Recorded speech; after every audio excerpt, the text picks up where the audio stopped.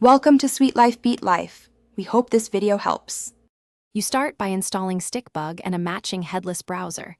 Do this now so tools align. Once done, create an isolated virtual environment and install Stickbug with pip to avoid system conflicts. Make sure the headless browser binary and its driver are on your path so Stickbug can invoke them directly. Finally, verify versions with simple commands to confirm compatibility before continuing to scripting. This prevents runtime errors later.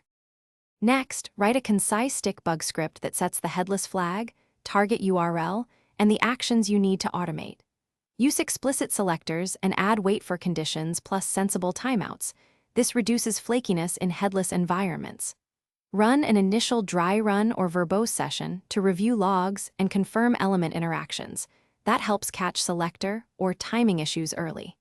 If you need to loop or parameterize inputs, add those now and revalidate. To finish, execute the full run, capture screenshots and HAR logs for verification, and store outputs in a timestamped folder.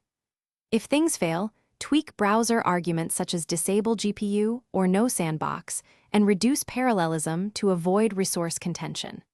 Also confirm driver and browser versions match and that execution has proper file and network permissions. One key troubleshooting tip.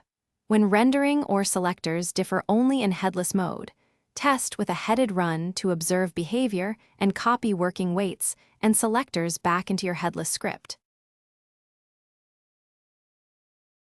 Thanks for watching. Consider subscribing if we helped you.